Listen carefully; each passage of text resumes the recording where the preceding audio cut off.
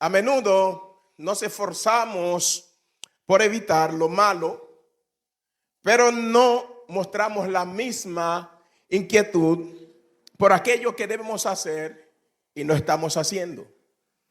La Biblia no solo nos advierte acerca del pecado de comisión, sino que también nos advierte acerca de lo que es el pecado de omisión.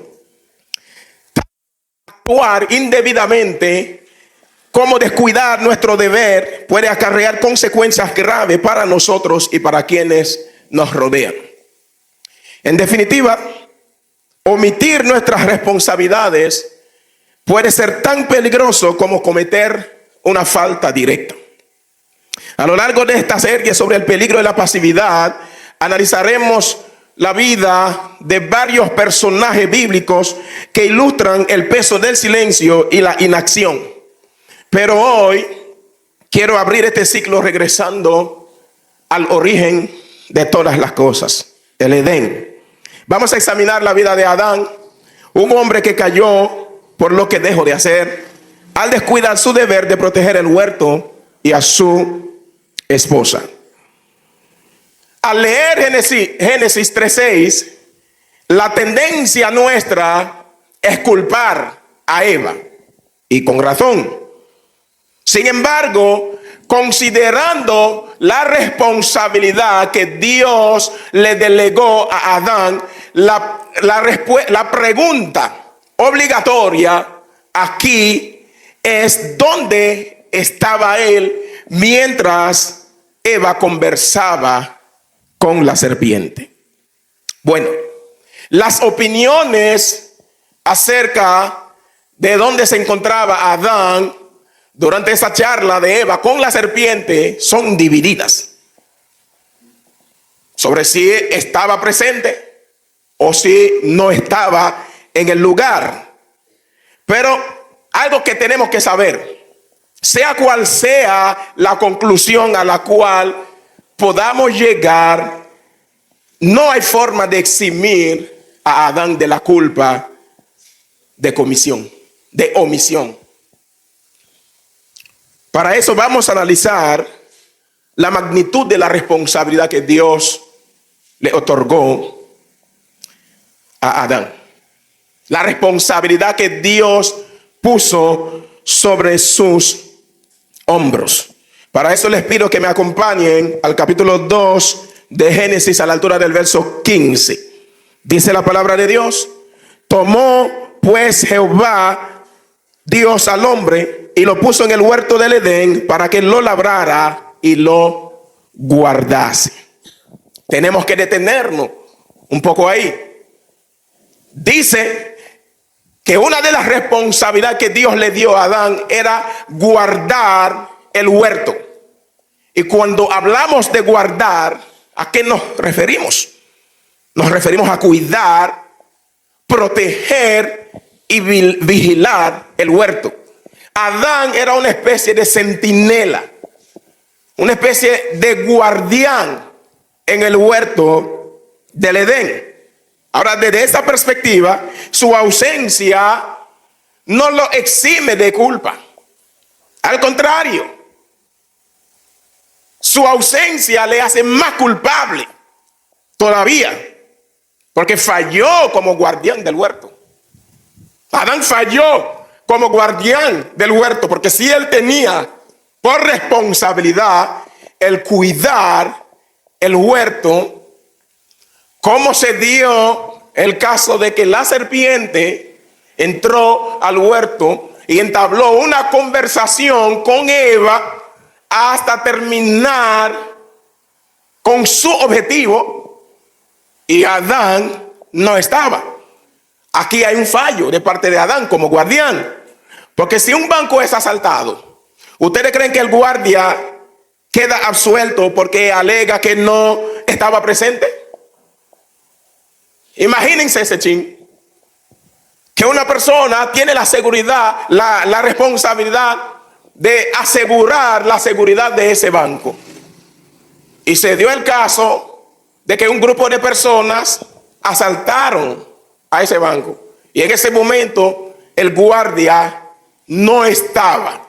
¿Ustedes creen que en un juicio ese guardia dice, bueno, yo no tengo absolutamente nada que ver con esto, porque en el momento que se dio esa situación, yo no estaba? ¿Quién le va a comer ese cuento al guardia? Nadie.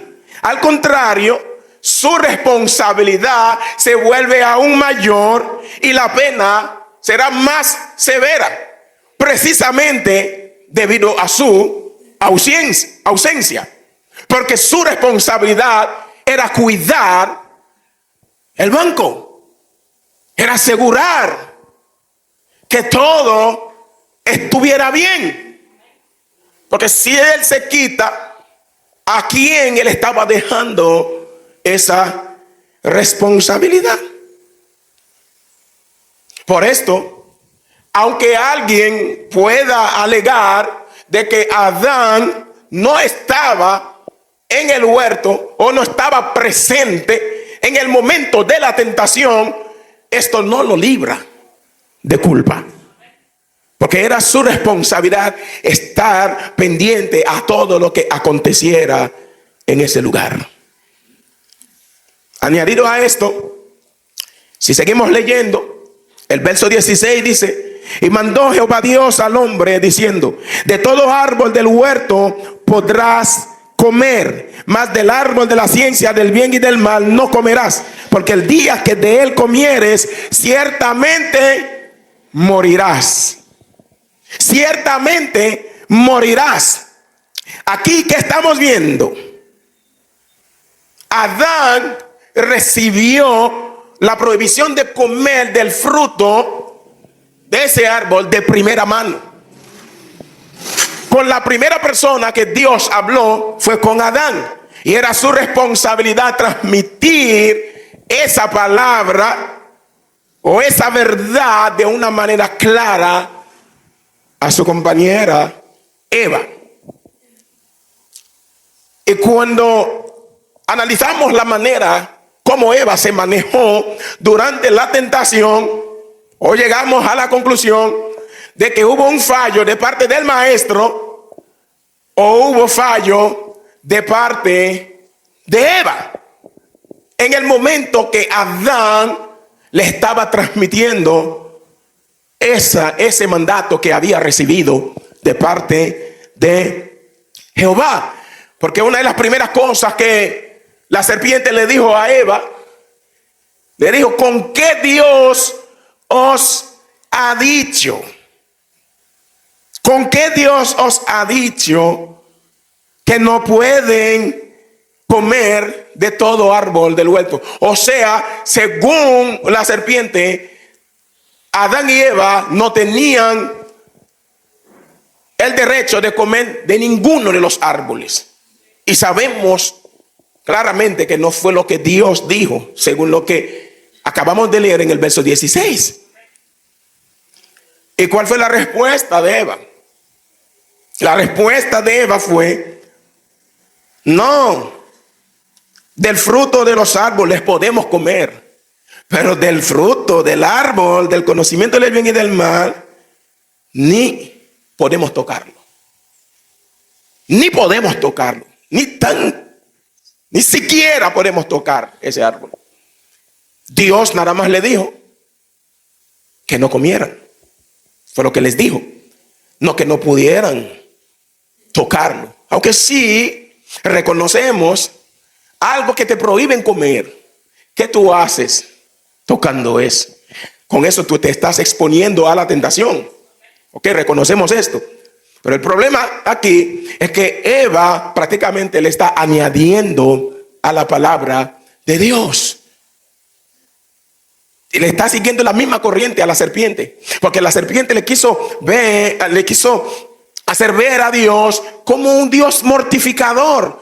Porque poner esos árboles tan bonitos en un huerto y luego prohibir a los que vivían en ese huerto comer de ellos, ya era para mortificar a las personas. Ok, si bien que Eva rechazó esa idea, pero a la misma vez siguió ella como que está pintando a Dios con su respuesta como un Dios muy legalista, que ni siquiera pueden tocar ese árbol. Por eso podemos decir, o hubo falla de parte de Adán a la hora de transmitir esa verdad a Eva, o hubo falla de parte de Eva mientras la recibía. Una de las dos cosas. También el verso 6, donde acabamos de leer, del capítulo 3 de Génesis, dice: y vio la mujer que el árbol era bueno para comer y que era agradable a los ojos y árbol codiciable para alcanzar la sabiduría.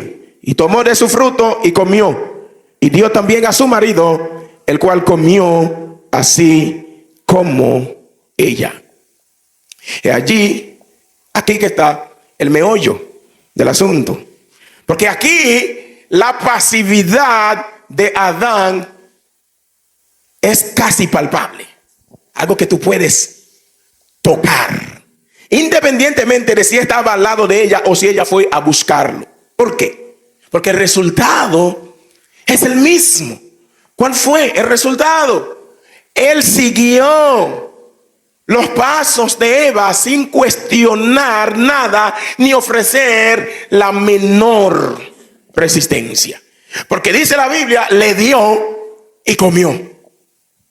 ¿Cuál debería haber sido la actitud de Adán como receptor primario de la palabra de Dios cuando Eva se le presentó con ese fruto? Sea que estaba al lado, solamente lo pasó, o estaba un poco retirado y fue y se lo llevó. Sea como sea, ¿cuál debió ser la actitud de Adán? ¿Darle una reprimenda a Eva? ¿Hablar con ella? Decir, pero mujer, ¿qué fue lo que has hecho? ¿Acaso tú no me escuchaste cuando yo te decía lo que Dios nos había dicho respecto a este fruto? Que de todo árbol del huerto podemos comer excepto de ese fruto. Y ahora, ¿qué has hecho? Como dijo Samuel a Saúl, neciamente has hecho. Esa debió ser la actitud de Adán. Pero lamentablemente, conforme a lo que la Biblia registra, esa no fue. Pasivamente Adán recibió el fruto de la mano de Eva y lo comió. Lo comió. Eso nos lleva a la conclusión de que si estaba presente, pecó por indiferencia al no intervenir. Se estaba presente, estaba ahí y vio esa conversación. Vamos a suponer que estaba un chin retirado, no podía escuchar muy bien lo que se estaba hablando, pero sí se dio cuenta que había una conversación entre la mujer y la serpiente. En ningún momento se molestó en acercarse como líder en el huerto, como alguien que tenía la responsabilidad de cuidar, de proteger, de vigilar el huerto. No se molestó en ningún momento en acercarse ahí a ver qué era lo que estaba pasando. Era su deber. Era su deber acercarse y preguntar, pero ¿y esa conversación? ¿Qué es lo que están hablando? Que les conste, estamos suponiendo que él estaba presente. Y si lo estuviera, o si lo hubiera estado, eso habría sido una indiferencia, una actitud indiferente de parte de Adán como esposo. Como esposo. Porque esa conversación no le dio ni frío ni calor. Pero supongamos que estaba ausente. Si tal fue el caso, Adán pecó por negligencia al abandonar su deber de custodiar el huerto y proteger a su esposa. Ven, no hay manera de librar a Adán de la culpa de la pasividad del pecado de omisión. Si presente, no le importó la conversación, si estaba presente. Si estaba ausente, eso de por sí es una falla. Están aquí, están aquí. Eso de por sí es una falla, porque esa conversación duró un tiempo. Esa tentación, Satanás tratando de convencer a Eva a que comiera de ese fruto. Y Adán en ningún momento apareció, o en ningún momento intervino, conforme así estaba presente o si estaba ausente. Y la misma escritura confirmó mi punto acerca de la pasividad o del pecado de omisión de Adán, al declarar a Adán como el principal responsable de la caída. Porque cuando seguimos analizando el capítulo 3 de Génesis, ¿qué es lo que vemos?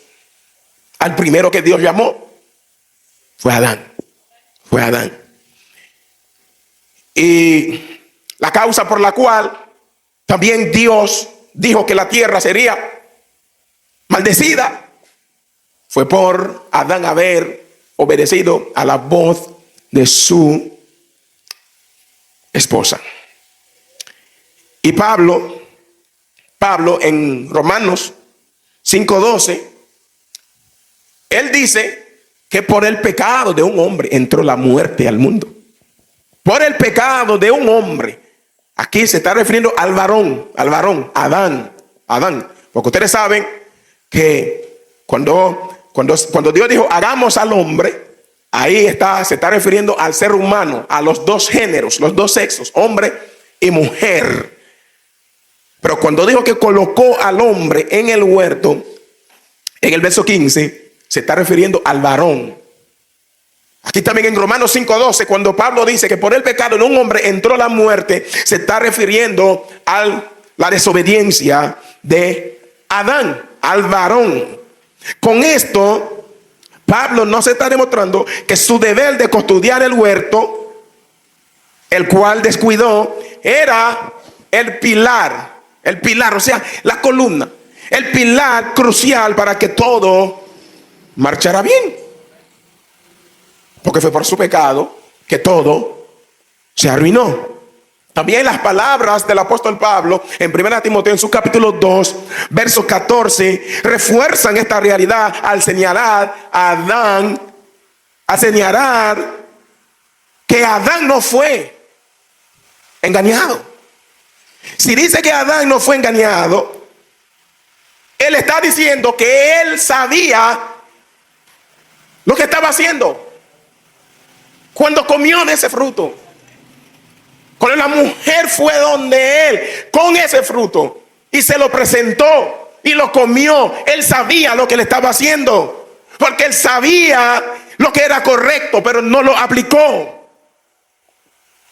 No lo aplicó. Es aquí donde cobra todo su peso lo que dijo el apóstol Santiago en Santiago 4:17. Al que sabe hacer lo bueno y no lo hace, ¿qué dice la iglesia? Le es pecado. Al que sabe hacer lo bueno y no lo hace, le es pecado. Y eso fue lo que pasó con Adán. Adán sabía. Eva, Satanás prácticamente llegó a fascinarla a ella. Satanás la embrujó, la sedujo, como Pablo dijo, como Satanás sedujo a la serpiente. Pero en el caso de Adán no fue una seducción, no fue que fue fascinado, no. Él dejó primero, antes de él antes de él haber agarrado ese fruto y comérselo, lo primero que él hizo fue que dejó de obedecer a un mandato de Dios. Mostró pasividad, guardó silencio. Y quizás, como alegan algunos, quizás lo que hizo Adán fue un acto romántico. Dios nos libre de un romance destructivo así. Que él hizo eso para complacer a su esposa, ya que prácticamente ella ya estaba metida en problemas. Porque supongamos, porque dice que ella comió y luego le dio a su marido. Cuando Eva fue donde Adán con el fruto, ya Eva había comido. Como ciertos hombres que dicen poéticamente, pero esa no es una realidad, que dicen que están dispuestos, que aman tanto a esa mujer, que están dispuestos hasta ir para el infierno con ella.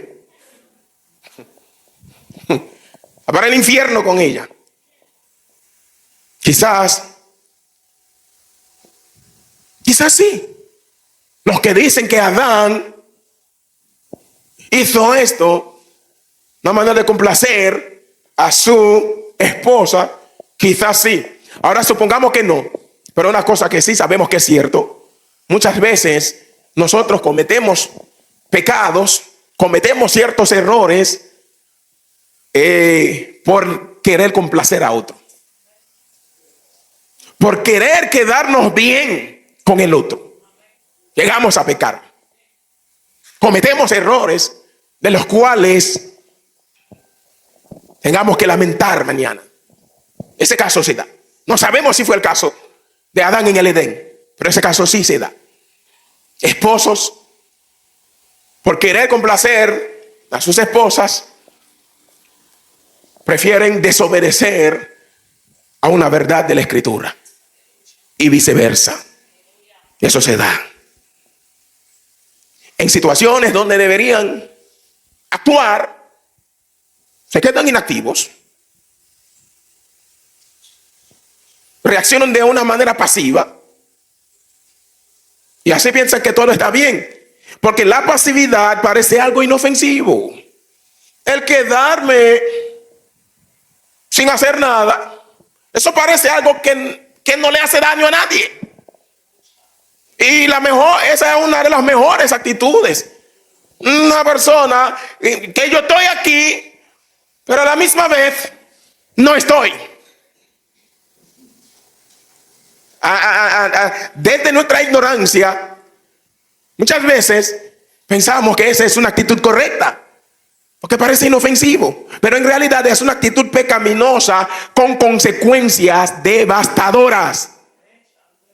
La pasividad es una actitud pecaminosa con consecuencias terribles. Porque ¿cuál ha sido la consecuencia del descuido de Adán? El descuido de Adán arrastró a toda la humanidad al pecado y a la miseria.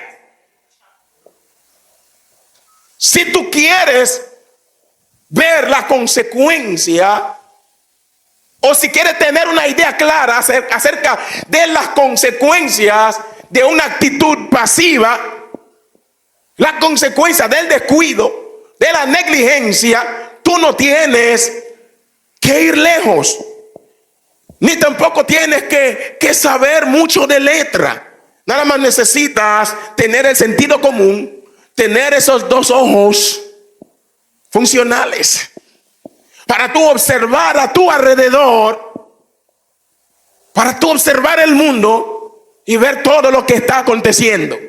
¿Debido a qué?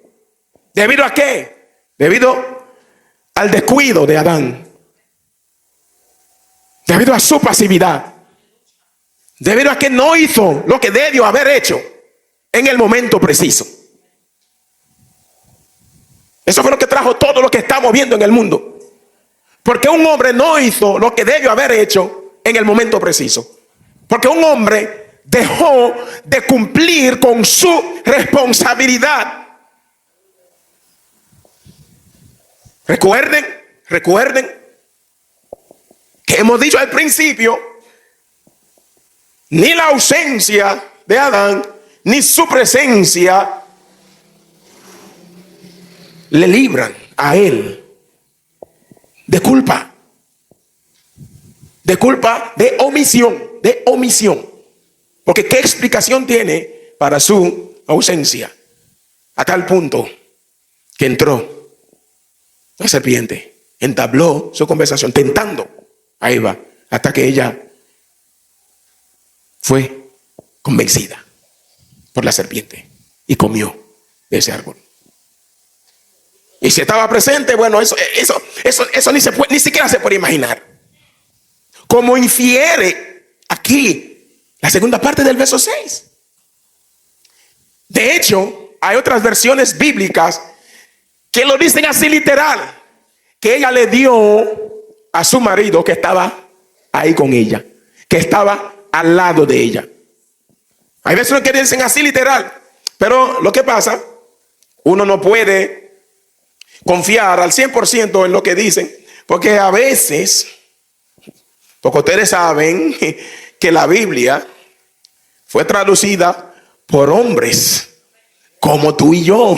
No fueron los ángeles que tradujeron la Biblia, fueron hombres. Y si conforme a la inclinación que tenía esa persona respecto a un tema, eso va a influir en él a la hora de traducir la palabra. Ustedes saben que la Biblia fue escrita en hebreo, mayormente el Antiguo Testamento, la mayor parte del Antiguo Testamento fue escrita en hebreo, griego y arameo. Hay parte del Antiguo Testamento que tiene algo de arameo, y el Nuevo Testamento en griego y en arameo. Pero sí, cuando dice y tomó de su fruto y comió, y dio también a su marido, el cual comió, así como ella. Aquí cuando uno analiza este texto, uno no encuentra mucho espacio para meter esa idea que fue que Eva se movió, fue a buscar a Adán.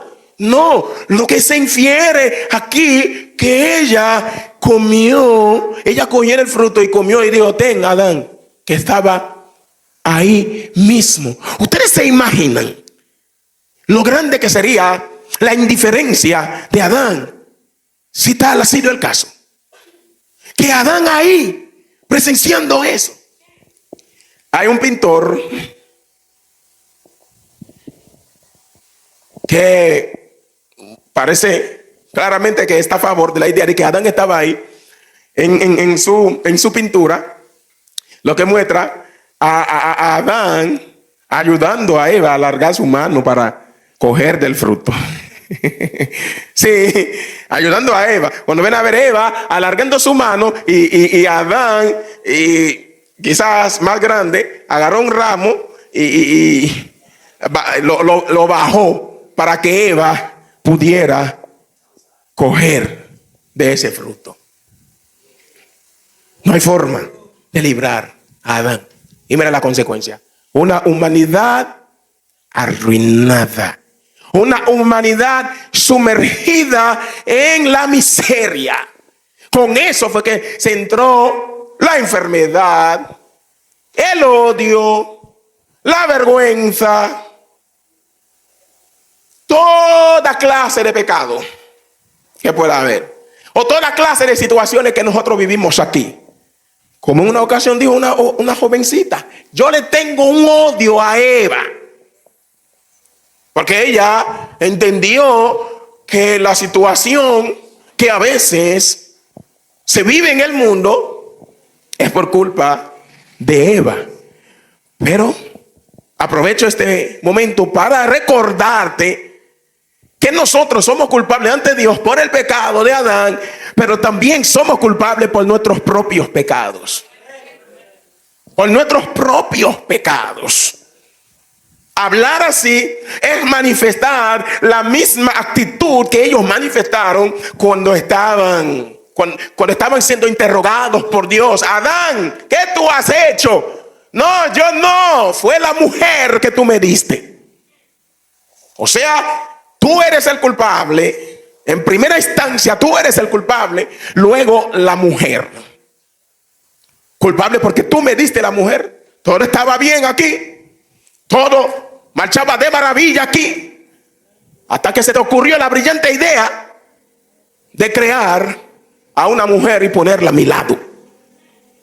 Entonces, tú eres el primer culpable.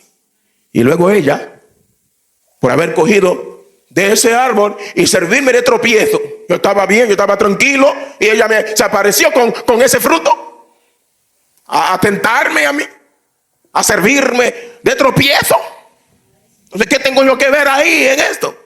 Esa es la actitud del ser humano, echar la culpa al otro.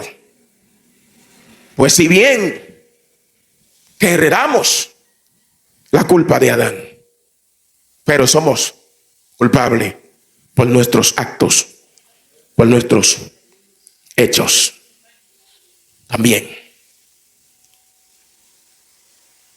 Y uno de los peligros de la pasividad es que a veces se disfraza de mansedumbre. ¿Cómo así, pastor? Adán es el prototipo, el mayor ejemplo del esposo, padre, pastor o líder que calla y lo acepta todo bajo ese falso manto de ser alguien pacífico.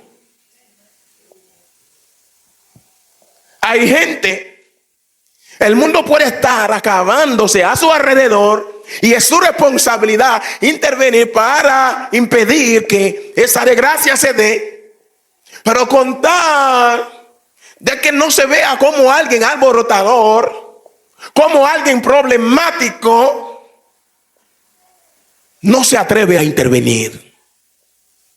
Se queda igualito. Hagan lo que ustedes quieran. No me voy a meter. Yo soy un hombre pacífico. Si bien que la Biblia nos dice que sigamos la paz con todos, no podemos procurar la paz a expensa de nuestra obediencia a Dios. Lo repito. No podemos procurar la paz a costa de nuestra obediencia a Dios. Si que por procurar la paz yo tengo que sacrificar mi obediencia a Dios, en ese aspecto ahí no puede haber paz. Pues en ese contexto el mismo Señor Jesucristo, el príncipe de paz, parece contradecirse. Lo dije bien, parece contradecirse. Jesús nunca se contradijo. Pero para aquel que no entiende a qué se refirió nuestro Señor Jesucristo, puede pensar que Jesús se haya contradicho. Porque Él dijo, no piensen que yo he venido a traer paz a la tierra. No he venido para traer paz, sino espada. Pero Isaías dijo que él se llamaría también príncipe de paz. Uno de sus títulos, príncipe de paz. Alguien que iba a traer paz. Alguien que iba a procurar la paz, que la iba a establecer. Como ahora él está diciendo que no piensen que él había venido a traer paz a la tierra, sino espada. Los versos que siguen explica todo. Porque he venido para poner en disensión al hombre contra su padre, a la hija contra su madre y a la nuera contra su suegra. Y los enemigos del hombre serán los de su casa. Porque ¿qué pasa? Porque usted sabe que cuando usted toma la determinación de hacer la voluntad de Dios, Eso puede causar que tú te choques aún con los de tu casa. Con tu papá, tu mamá, un esposo, tu esposa, un hijo que se haya levantado. Y en ese momento, ¿qué tú vas a hacer? ¿Qué tú vas a hacer? ¿Retroceder en tu determinación de hacer la voluntad de Dios para complacer a ese familiar? ¿O seguir? Y si sigues, ¿qué va a pasar? Ok, si retrocedes, si tú decidiste complacer, ok, va a haber paz ahí, pero a expensa de tu salvación, a costa de tu salvación. Pero si sigues, ¿qué va a pasar? Una división ahí mismo, una división, una guerra en la familia. Porque él dice: el que ama a padre o a madre más que a mí no es digno de mí. El que ama a hijo o hija más que a mí no es digno de mí. Y eso es lo que nos lleva a ser pasivos. Eso es lo que nos lleva muchas veces a cometer pecados de omisión. Sí, hacemos todo lo posible para evitar cometer ciertos hechos que sabemos que no son del agrado de Dios. Pero hay muchas cosas también que Dios está esperando de parte de nosotros, que Dios está demandando en su palabra, que tenemos que poner en práctica. No mostramos el mismo ahínco, no mostramos la misma determinación. Y pensamos que todo está bien, que con nuestra pasividad no estamos haciendo nada malo. No estamos haciendo nada malo. Hay muchos hombres en su hogar, hasta la esposa, dice: fulano es un hombre que no embroma. Fulano es un hombre, mire, fulano está aquí. A veces fulano está aquí, ni se sabe si está aquí. Ni se sabe cuando está y cuando no está, no se nota. Porque el estar o no estar da igual. Y a veces pensamos que se está describiendo al hombre perfecto. Lo que se está haciendo ahí es describir a un hombre perfecto, pero el perfecto ejemplo de un hombre que ha abandonado su deber como hombre en el hogar. Porque ¿cómo tú me vas a decir que esté o no esté da igual? Si no está, ni siquiera se nota, porque da igual. Ahí hay problema. Hay problema. Ese falso manto de ser alguien manso, alguien pacífico, alguien que no embroma. Tenemos que saber que con nuestro silencio frecuentemente aprobamos el mal. Muchas veces con tu silencio tú apruebas el mal. Y nos volvemos cómplices. Porque hay cosas que tú ves y te quedas callado,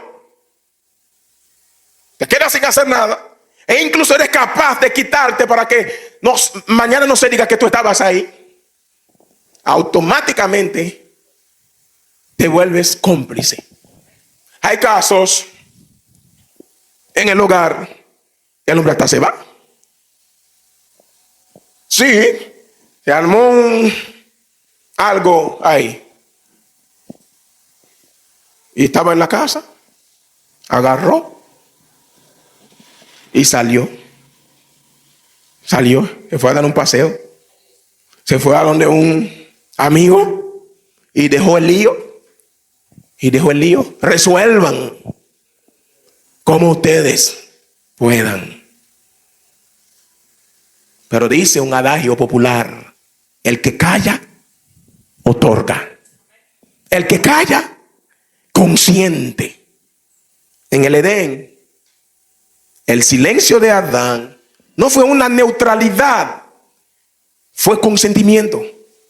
Cuando tú guardas silencio, eso no significa porque tú no estás de ningún lado. Estás dando tu consentimiento. Sí, porque hay gente que entiende que el guardar silencio ante ciertas situaciones significa adoptar una postura neutra, o sea, en el medio. No estoy a favor ni de la izquierda ni de la derecha. Eso no es verdad. Hay algo que está aconteciendo y te quedas inactivo, te quedas callado, y mientras te quedas callado, ¿qué pasa? Lo que está aconteciendo sigue. ¿Qué tú estás haciendo? Estás dando tu consentimiento.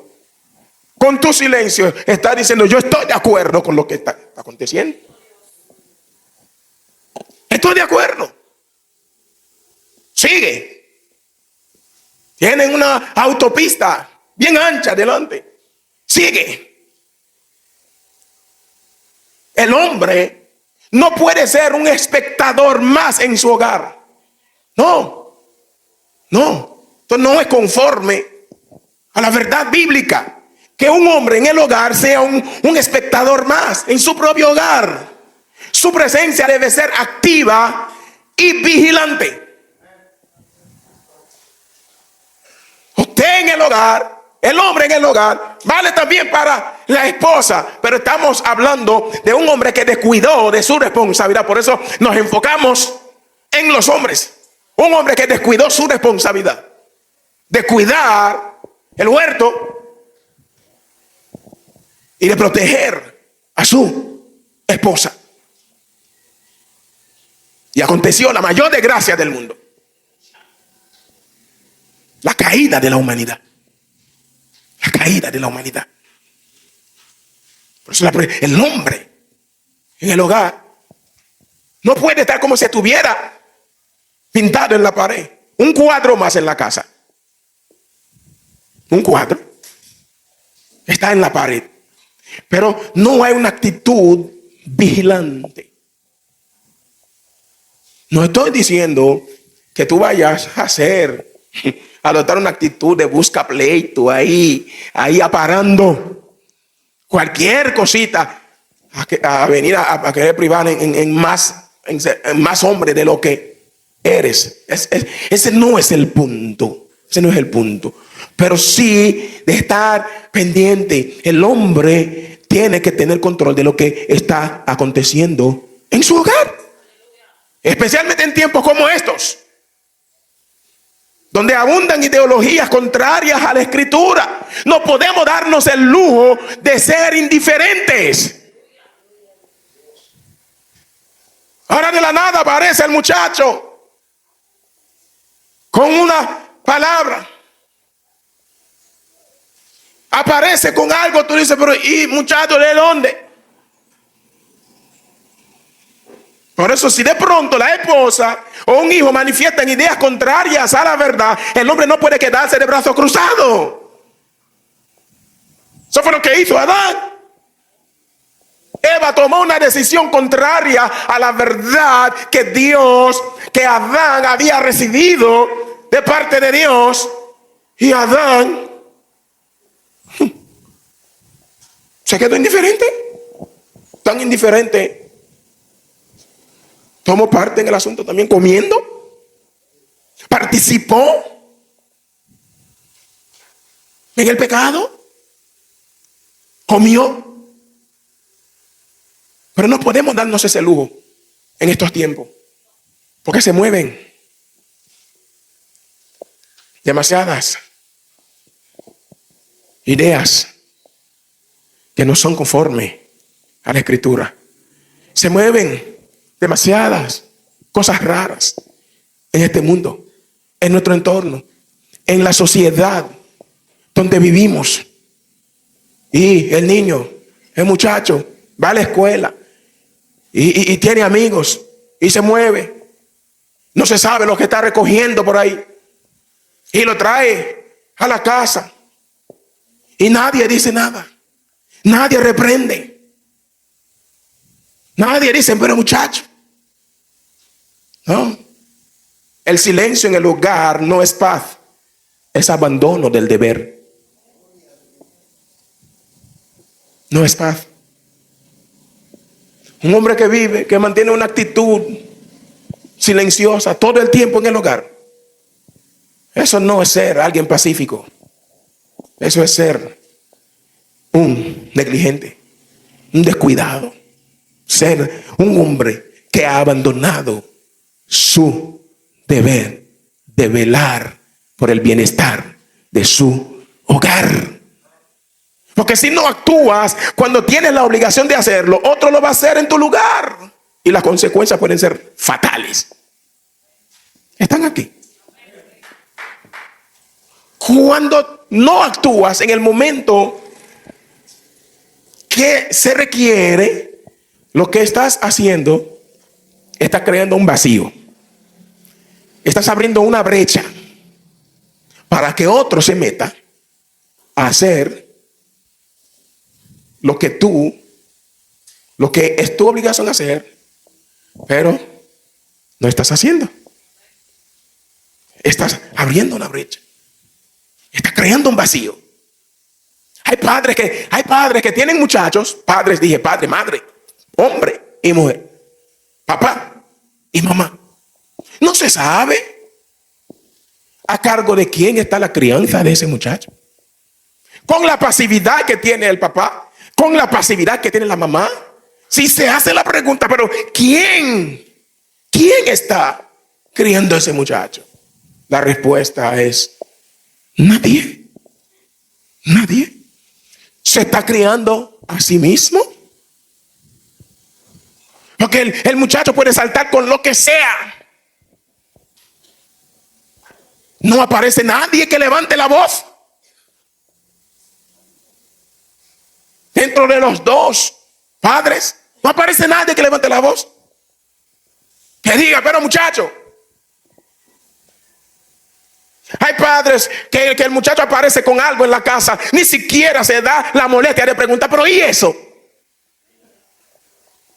¿Y eso? ¿Quién te lo dio? ¿Dónde lo recogiste? Cuando viene a ver, porque se lo robó por ahí. Quizás en ese momento parece algo insignificante, pero eso es lo que se va a convertir en algo grande mañana. Un pequeño ladrón hoy, un ladroncito de cosas pequeñas, de cosas insignificantes, que va a ser un asaltador de banco mañana. Por eso la Biblia dice, el que detiene el castigo a su hijo aborrece. El que detiene el castigo a su hijo aborrece. A veces, en estos tiempos, yo examino la actitud de ciertos padres. Y yo digo, ¿será que tienen el temor, el miedo? ¿Será que tienen el miedo de que ese muchacho, yo no quiero que me odie mañana? No quiero que me aborrezca mañana. No me atrevo a corregirlo. Pues tú no lo corriges con temor a que no te odie mañana. Bueno, prepárate para que te odie con toda la fuerza de su corazón. Cuando mañana se vea en el fuego y le da para atrás la cinta y recuerda, se está metido en ese fuego porque tú nunca te diste la molestia de corregirlo, de castigarlo en el momento necesario. Prepárate. Yo no le tengo ni el más mínimo lo que yo podría decir rencor a mi mamá, y esa era una dura. Bueno, yo no sé de cómo era la cosa aquí, yo no sé, pero allá te echaban mano en un brazo, con un brazo te agarraban el brazo tuyo, la otra mano estaba el látigo. Era una lluvia de latigazo, y tituay. Cuando te iban a soltar te daban el último. Si te daban 10, el último el último vale por los 10 que te daban. Cuando te iban a soltar.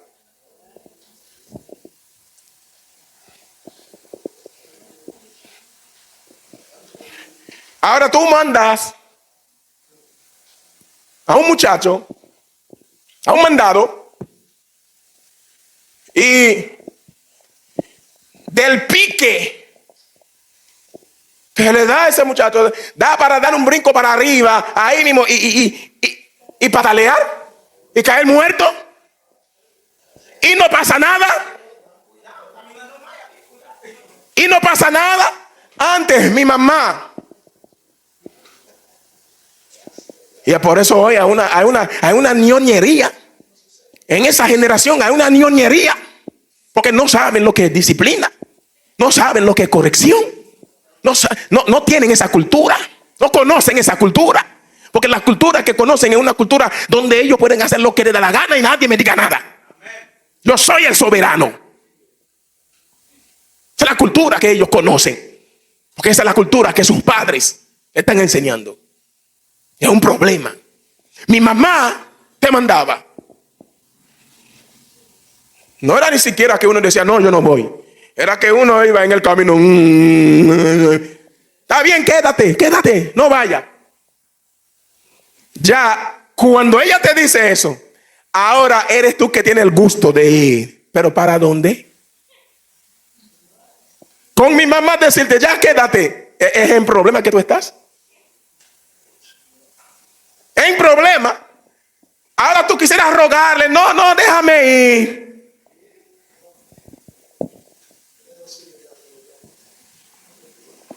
Pero ¿qué es lo que está pasando hoy? ¿Qué es lo que está pasando hoy en nuestra sociedad?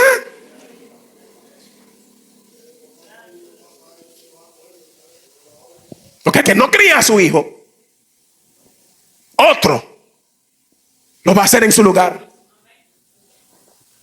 Y ese otro va a ser el diablo. El diablo que lo va a criar.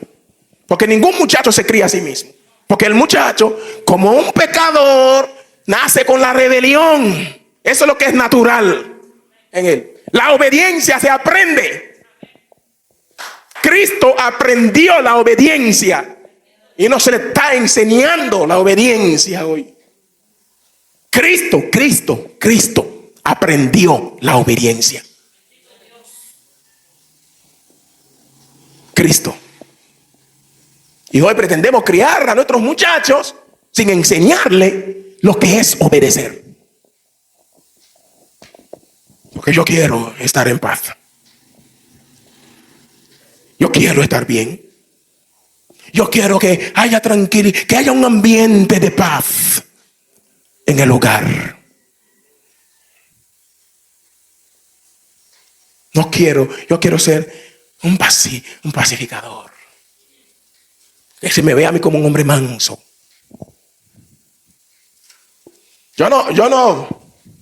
A mí, no me engañen con cualquier cosa. No me engañen con cualquier cosa.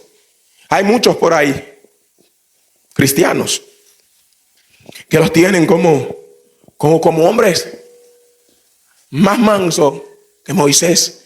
Y cuidado, sea al mismo nivel que Jesucristo. A veces le digo a mi esposa, eso no es ninguna mansedumbre. Eso es una actitud pasiva que esa persona ha traído desde el mundo y entró a la iglesia con esa actitud pasiva.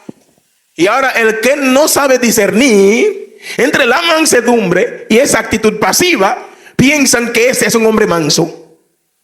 A veces esa supuesta mansedumbre es una indiferencia. Una indiferencia. Hombre así, también la esposa, puede darse el caso que la esposa se le esté muriendo al lado, no se va a dar cuenta, porque su pasividad, su supuesta mansedumbre es una indiferencia, es indiferente a todo lo que acontece a su alrededor. Por eso nunca se mete en problemas, supuestamente. No le importa lo que le acontece, lo que acontece a su alrededor. A veces la mamá está con los muchachos, mira, hasta el cuello. Y él está ahí.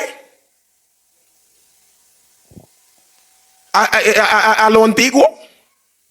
su periódico, sentado ahí, su periódico en la mano, y sus lentes, a ver, ahí en el tabique, ahí, la nariz ahí. Pero fulano, haz algo. Fulano. Pero mujer, ¿qué tú quieres que yo haga? ¿Ese es el manso? No, ese es un indiferente. Ese es un indiferente. Hoy no es el periódico. Hoy es el celular o la televisión, viendo un partido conforme al deporte que le gusta ver, lucha libre, fútbol, baloncesto, la pelota. Y ahí, mire, puede venir un terremoto y la casa se le cae encima. Y después de que se vea debajo de los escombros, ¿y qué fue lo que pasó?